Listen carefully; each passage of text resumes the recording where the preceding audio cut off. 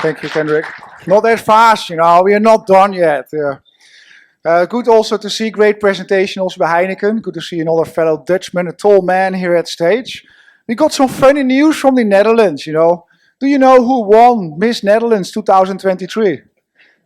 Ricky.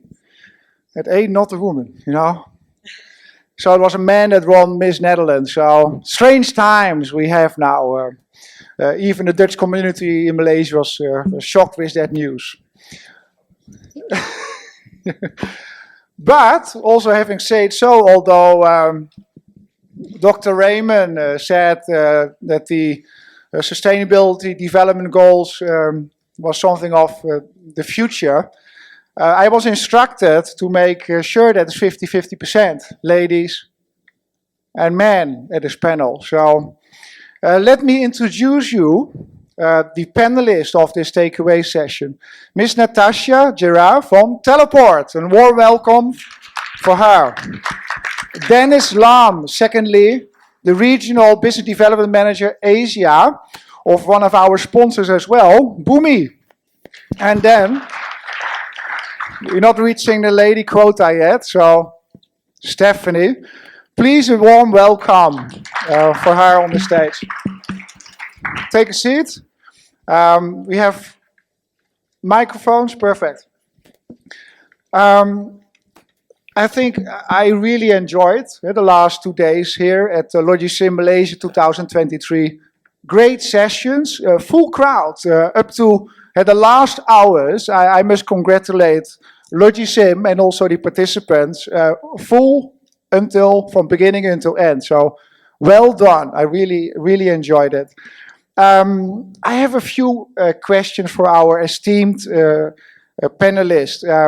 The first questions I would ask each of you is, what are your observations? But also, a lot of people here, you have been discussing, maybe off the record, also to hear what have you been discussing about this conference, and also what are the takeaways that you have for everybody here today. So maybe it's good if I pass it first of all to Natasia from Teleport. So what are your observations, discussions, and takeaways? Thank you. Thank you so much, Dr. Marco. And firstly, big thank you to LogiSYM for inviting Teleport over. We are very much a willing sponsor, by the way. I'd say overall, the event was a success. I think the mix of participants has been great. So what I draw is actually both from a mix of, mingling with other people, as well as, watching some of the panel interviews come to life. Having said that, I think I'm not going to steer away too much from my area of expertise, which is mainly in e-commerce logistics. Fantastic panel session this morning.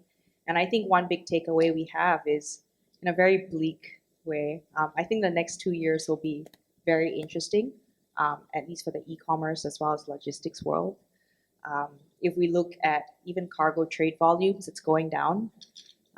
It's shrinking, in fact. And in addition to that, if you talk about the prices that we used to get during COVID versus now, that has more than half. So that's cargo alone. And if you talk e-commerce, the total volumes, the growth is expected to be half what it used to be. So put simply, like, revenues are expected to drop.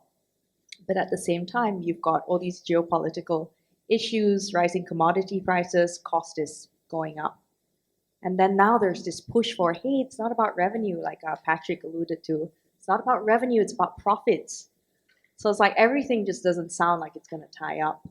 And I think very sharply what a lot of these logistics players are talking about now, be it GoGoX or Easy Parcel, or even people in the fulfillment space like iStore, iSend, the market's definitely going to see some level of consolidation. I think the next 2 years will be survival of the fittest. But I think ultimately what this means is hopefully post 2 years, you're really left with the strongest players out there in the market. And my honest hope is that it's not about who has the most money to spend. I really hope it's not that. But at least in the last mile space, you kind of see that trend happening. So I think the next 2 years will be interesting. Yeah. Thank you, Natasia, for your perspective. Dennis Lam from Boomi. You had a lot of discussions I saw you had over the past 2 days. What are your observations? Hi guys, thanks for having me here at the event at LogiSYM Malaysia these last 2 days. Thank you to all of you for sitting in and attending the event, and all the speakers for sharing your insights about the developments of the industry, what you're facing on the day-to-day in your job or in your company. So I think interestingly, we've seen over the past 2 days many issues surfacing in the supply chain, from the people to the processes to the tools, right? There are many themes of discussion being shared, control tower, to e-commerce, to cost management, labor shortage as well, and that sort of thing. Even very, very niche areas of logistics in Malaysia, for example, like the halal supply chain as well. So many interesting themes that were discussed in Malaysia over the last few days. What I got from really interacting with many of you who came to the Boomi booth, or even at the roundtable that happened earlier today, was that there are a lot of issues in terms of I can only comment from the technology point of view. So it's more of really the systems and tools side of things. So a lot of disparate systems, very separate. You've got a lot of processes as well that are built to be more labor intensive and not as digitalized. However, the issue remains that digitalization is coming. It's coming strong. It's already ongoing actually. Yesterday, my GM was just sharing about the Boomi AI feature, sharing about potential bottlenecks in logistics that could be solved by integration, could be solved by just better connectivity. So I think it's something that is going to happen and has to solve, right? Because the problem is going to keep compounding to the point where obviously the cost of the problem is going to exceed the cost of not solving it, essentially. So the best way forward is to really be able to embrace that. And I think in terms of from Boomi's point of view, I think I've said it to many of those people who came to our booth or at roundtable. We are an integration platform. We help to connect internally as well as externally, be it your own systems or with your trading partners as well. So how I see Boomi is that you have the term supply chain. There are many different things inside the supply chain, many different parts, different knots. As Boomi being the connector, right, we actually connect the entire chain together. So be it internally, if you want to improve your processes, you want to streamline it with your trading partners, that's where we come into play. And I see that happening more and more so around the world, or even going in Malaysia as well, as we have more and more systems, as the technology improves, and then more companies start to migrate to the cloud, for example. More companies start to think long term in terms of how the technology actually fits into their P&L, their cost management, and their revenue. It's going to come to a point where it'll play a big role in the future. Thank you. Thank you, Dennis. So digitalization will be important to have the right systems to make that happen in the supply chain. Stephanie, so what is your take, and what are the discussions you had, those secret discussions you always have at LogiSYM? I guess I had 4 main points. The first, I think, is related to yours, but at a slightly different angle. You say the cost of the problem is going to exceed the cost of doing nothing about the problem, and I think that's where we are with sustainability. And I think that was raised in a number of conversations today, both on the stage and offline. Second one is digitalization. I'm not going to belabor that too much, but both of those had a key problem around it, which is how. and some of the conversations I was having, it was a really interesting one that I had this morning, which was saying there's also the problem of infrastructure and support around that in Malaysia. Being able to have the systems, the connectivity, the et cetera, all that sort of thing in place from an infrastructure perspective to make that happen, and also from a support angle. One gent was saying that not having people on the ground in Malaysia so that he can get a 4-hour support angle on something going wrong is actually hurting his ability to take a digitalization discussion forward. And I think that was something that I found very interesting in the informal conversations, is that the mind is willing, but unfortunately the capability is not strong. And I think that's something that we all need to take away and either lobby with our respective governments or our industry to make that happen. And it's together we are going to be able to do this. This is not something that one company solves. So I guess they're the first two that came away. The third one was around the labour side of things. I think the skilling is something that people are starting to realise, and there was a lot of applause for the young people in the room that have come to learn more, and I think some surprise from them is how much they're actually learning, because they thought they were going to sit at the table and fall asleep all day. Hopefully you've learnt more, which was also very interesting. And I think the last thing was around the need for fundamentals, but I think this is offset by the complexity of the problems that we're dealing with. So we do need to have those fundamentals in place. Dr. Ramon, he harps on that at home all the time, believe me. But at the same time, it is something that we do need. There is a trade craft to our industry, and we need to be aware of it. Otherwise, we lose power to our service providers, to our technology providers. We need to have our own expertise to be able to hold up our leg. If we're talking about it being a table, we've got to hold up our pillar, right? We've got to be one of those legs that's supporting the whole thing. And I think having our own tradecraft in that is really important. But at the same time, we have to acknowledge the complexity of the problems that we're addressing. I mean, whether it's sustainability, which is the ultimate wicked problem, whether it's dealing with disruptions, whether it's optimizing for multiple supply chain networks. I think we need to find that balance between going back to fundamentals, but then adopting the complexity that is inherent in the markets that we face today. So what you're saying, we get more problems on our plates in the logistics industry. And but you also, interesting, you mentioned also about education. So we need to minimize that gap between the educators and the industry. And that's also why it's good to see some young people in here also still studying, and that we provide, I think, also course contents and courses in Malaysia to bring that new knowledge on artificial intelligence, what you spoke about, also the new requirements in logistics, new solutions that are being developed and launched, which I think are innovative. Also from Teleport recently, last night, I think Mr. King was also there at the opening. So I think the new generation needs to be educated on what are the latest developments, how to embed sustainability in the supply chain. We saw a Heineken presentation on digitalization, the state of the art, how we've been implementing that. So we need to bring that kind of knowledge also to education to minimize that gap. So for Malaysia to be successful, we need to minimize that gap. A second question, first of all, to Natasia, is what do you see as the future directions of supply chain management for Malaysia, maybe even beyond that, also in your role? Yeah, for me, it's potentially a shift in where all the trading markets are. And I'll talk very broadly about Southeast Asia. But again, I think this boils down to, if you talk cross-border trade, which is the main area of focus for Teleport at least, it's largely been China with rest of the world, right? Intra-Asia cross-border trade, I feel it's not too strong today. But I foresee in the future, China's probably going to rely a lot more on Southeast Asia trade as opposed to trades with the States or Europe even. So that becomes exciting for us because that's where our strength is, and we hope that happens. And I think if you talk about technology, even if you talk about players like the likes of Shopee, it's largely focused on domestic consumption still, as opposed to cross-border. But then you've got these new marketplace entrants, TikTok, social commerce, Temu, that I think is driving the way forward for more cross-border e-commerce consumption.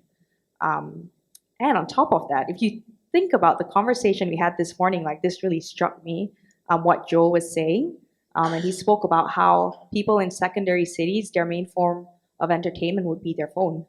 And casual chats again, we spoke about how, because the market's not doing well, people would be looking to diversify their source of income. Could that also mean people participating in more e-commerce, social commerce, and earning income in USD, but living in second-tier cities? Now, I think if that happens, again, beyond just intra-Asia cross-border picking up, hopefully with the right government support, I would imagine cross-border trade would probably be enhanced to second-tier cities, second and tertiary cities, sorry. And I think that would be what I hope would happen. And I think the government plays a huge role there to see whether or not it shapes out. Very interesting, but that will mean an enormous extra complexity also to supply chains. So interesting times for the years to come. Dennis, what are your perspectives on the future directions for Malaysia and Asia? Sure. So a few things, that, probably happen. Malaysia being a growing economy, it's really still developing rapidly as well. Companies here are getting more and more innovative. They're also producing more. And at the same time, in terms of what that means for the supply chain scene, the logistics scene, is that, there's going to be more movement. At the same time as well, with slightly the issues with labor shortage and also rising labor costs as well. You have the complexity of how do you actually do more with less people, right? So, you have the status quo of, where the economy is developing very rapidly and trade is going to increase in volume as well. But at the same time as well, how do we, keep afloat of that? So the companies are probably just, really taking stock of the situation, trying to find ways and means about it, not just in Malaysia, but, everywhere around the region in Asia, or even around the world as well. So, they've also onboarded, thanks to the pandemic, no thanks to the pandemic, the companies have also onboarded many different kinds of systems or practices along the way to actually cope with supply chain issues, to actually help to revolutionize the way they do business, the way they transport goods around the region, the country, and the world. So what that means is that, with the complexity coming in from the different systems and tools that they have, something that needs to be looked into is really how to really make the most out of it, while at the same time coping with the challenges that are coming from labor, cost management, geopolitical tensions, and the like. Yeah, and of course, the borders are kind of shrinking, but at the same time, each individual company is also going to have to find ways to get ahead as well. So in the competition moving forward, it's going to be in many fronts, right? Be it in people talent, be it in tech talent, be it as well as even in the ability for you to really harness your systems and data. Yeah. And what's your perspective on artificial intelligence? How do you see that in the years to come?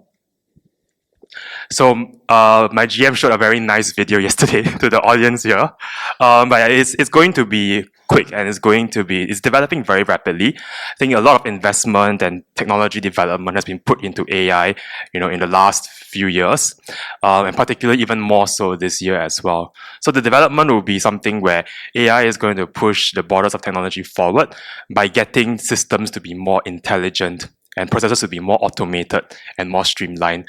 So the way we see it, you have to make sure that you see it as an opportunity and not as something that you should shy away from, because ultimately that's going to be the problem coming your way. Thank you. Finally, Stephanie. So what's your take on the future? I'm not nearly so pessimistic. The IMF actually has Asia Pac pegged as a bright spot in the global economy. We're not shrinking. India's not going to see a recession. They're not even seeing decrease in growth, right? Their growth is accelerating. We have other economies in the region. Overall, we are growing at a slightly decreasing rate. We expect that to continue to the end of Q3. Probably Q4, we're going to start to see an uptick. And a lot of economists are quite optimistic about that. B2B is a huge market compared to B2C, and that's growing, right? There are aspects of that growing. So I'm not on that front. I'm not nearly so pessimistic. IDC does surveys on this as well. We do a pulse every 4 to 6 weeks, and the belief there is that manufacturers tend to be more pessimistic about this. About 50% think we're going to go into a global recession. All right, 50% don't. Having said that, those that do think that it's only going to last 2 or 3 quarters. So it's going to be short, sharp. And the reason for this is the conditions under which we're going through. So we're coming out of it post-pandemic, in high inflation, not caused by typical recessionary pressures that we've seen before. It's a different kind of thing that we're going through, and we don't know what we're going through. So I think it is a little hard to predict, but the sentiment out there is it's going to be short, sharp. The impact of this is that organizations are not looking at, they've got to buckle down for the short term, but for the long term, we've got to look at growth. We've got to look at how we're dealing with, again, all the complexities that have been raised here. We're seeing a lot of experimentation. I mean, e-commerce and last mile, we heard a lot of things that were happening in that, and they've been experimenting with that since before COVID, right? There was talks about the mailbox situation and a number of other different delivery methods that are happening. I think that experimentation is going to accelerate. AI is just one of the aspects that are going to bring that on, but there are a lot of developments in technologies that are happening that are going to improve that. I'm also heartened by the younger generation. We're seeing a lot of solutions coming out of them. We had LogiSYM a couple of months ago where we had a startup skunkworks. The sort of startups that we had, we threw it open to all sorts of startups. All 3 startups had something to do with sustainability. And I think that there is a lot more determination to solve the problems that are out there than perhaps we give them credit for. So I'm a lot more optimistic. I think that there is going to be an exciting 2024 ahead of us. But are you all going to be ready for it? Yeah, interesting. Yeah. Natasia, you talked about you have a very strong footprint here in Malaysia. A lot of kind of operation. Also, when you're looking at the organization of Teleport. So, if you could make any recommendations to the Malaysian government, you are creating very innovative solutions, which are recognized by Malaysia, also recognized by the king, by the government. What would be your recommendations in the area of logistics and supply chain for the Malaysian government? I think just again going back to the topic on cross-border, given the situation right now, I think the tendency for a lot of governments across the region is, hey, you know what? Let's control outflows and let's stop cross-border trade and make sure all consumption just remains within a country. We've seen that happen in Indonesia for the longest time ever. And Singapore announced the removal of de minimis, which means everything that enters Singapore will get taxed. Meant to happen 2023. Malaysia soon follow suit. Having said that, implementation has not happened. So I guess at least for the Malaysian government, I hope that they don't necessarily just go in with whatever every country is doing and truly look at their positioning geographically as well and ask themselves if, hey, you know what, given the direction of Malaysia, is that something we necessarily want to follow? So I think the success or how quickly cross-border trade grows largely hinges on the government's decision related to customs especially. And I think where Malaysia's concerned, it's very unique because there's customs clearance not just in Peninsular Malaysia, but I'm not sure how many people are aware, but entering Sabah and Sarawak, there's a whole round of customs clearance as well. So trade, I think today, it's probably not at its best, fullest potential just yet, because there's blockers almost at every border, even within Malaysia itself. So I think if the government played more of an active role there, and they already have been, they've been fantastic partners to Teleport, by the way. And I think for the longest time ever, we couldn't even clear customs in East Malaysia on Saturdays and Sundays past working hours. What that means is that deliveries, anyone that's ordering something from Sabah and Sarawak, you just receive it unnecessarily late because you lose 24 hours just waiting for customs to open the next day or customs to open on Monday. And the government has officially changed that. And all that was made possible because they've been fantastic partners so far. And I think the best thing right now is the unity government has been willing to work with the private sector and to hear them out. And I think the king also being present last night at our freighter launch, I think that says a lot. And it was quite an honor to have him be there as well. Thank you, Natasia. Then as you're working throughout the region in Asia, is there a role of government and through incentives to support the digitalization of the industry? Yeah, so across the region, we're seeing actually governments really taking more of an active role in trying to play a part in terms of the digitalization wave. At the same time, also to really be able to step in and also help or advise companies on the ways moving forward as well. So I think obviously to every government in the world, and Malaysia included, one big issue that they always have to cope with and always regulate is a matter of data management, or residency. that sort of thing. So obviously, because people's data, companies' data is precious, right? It's valuable commodity to all the companies out there and all of you out there. So the thing is that the government has to step in, and of course, they will also improve the technological productivity. One by of course upskilling the technological workforce here in Malaysia.